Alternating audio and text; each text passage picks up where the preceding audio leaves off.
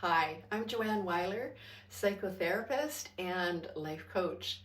And earlier this week, I wrote an article about bullying and how to kind of relieve yourself from the pattern of bullying.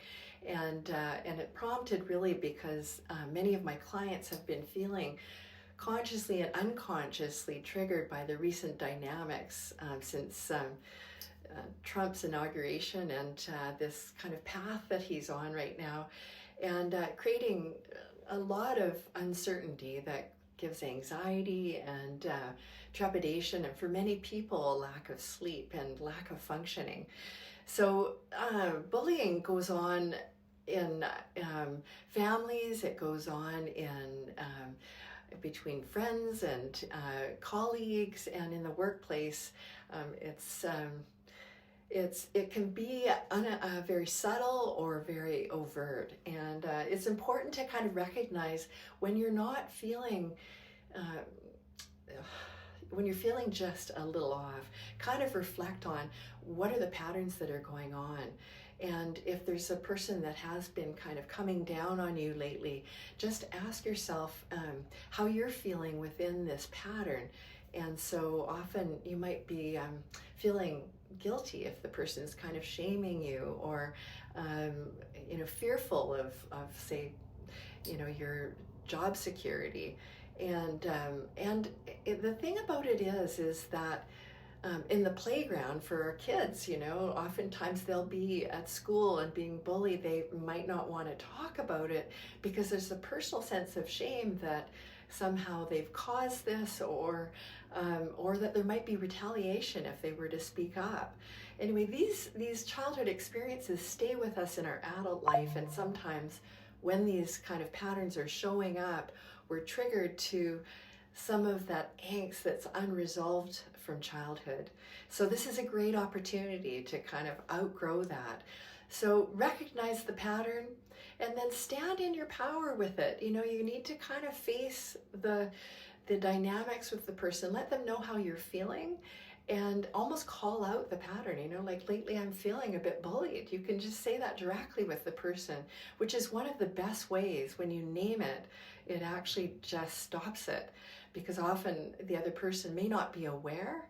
If the other person doesn't get the satisfaction of triggering you, you're not going to allow yourself to play in that playground with them in that way. So stand in your power. When you're talking, you can, take a strong stand, like face them. Kind of even pulling your shoulders back and standing tall really helps change your whole sort of presence, or your confidence. And remember your boundaries. Boundaries is such an important thing. So a bully wants to lean into your boundaries, encroach on your boundaries, tell you what you're thinking and what you're doing. And so what you want to do is stand in your boundaries, kind of be curious about what might be going on for them. What's causing this need for control or oppression? And be curious about where the origins of that are. Not that you need to ask them that, because that may be triggering for them, but you want to kind of be curious about that, because it'll release you from taking it personally, and it's really not about you. And so you kind of, I call this the mirror technique, sort of holding a mirror up to them. It helps you get curious about, how is this really about them, whatever the issues are. And then the other thing is to kind of make sure that if you are kind of feeling trapped in this dynamic, ask for help, and just, talk about it. Like, you could talk about it with somebody, a trusted colleague, or talk about it with a friend, or get some professional help with a psychotherapist or a coach. And so that you can start to see the dynamics very clearly, recognize that it's not about you. It's it's going to actually help you feel empathic for the other person as you start to realize, okay, this isn't really, something's going on in their life that they feel out of control, so they've become very controlling and diminishing of you. And so whatever they're saying, likely it's really about them.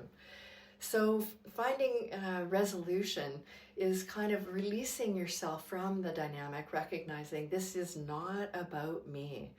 And then you take a, kind of an action to either, avoid spending time with them, avoid contact, because, you don't need to fix them. You just know that they're not a healthy influence on your life. They're not helping you do, contribute in your life, and forgive them. Like letting go of the letting go of the issue is really one of the best ways to release yourself from the angst of it. You'll start sleeping well again. It'll help you rebuild your confidence. Focus on yourself. And well, you're stronger than you realize. Anyway, if you want to know more, check out my blog from earlier this week. And yeah, I'm sorry it was offline yesterday. My whole website crashed down. I think this is actually such a hot topic these days.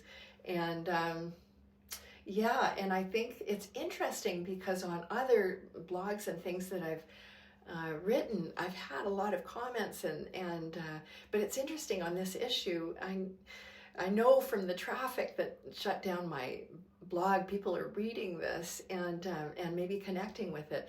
But oftentimes there's some shame in actually speaking up about it, about your own experience. And so it's interesting. That's what holds these patterns in place and create the toxic patterns that just continue.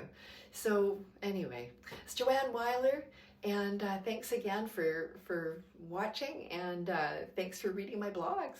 Okay, bye for now.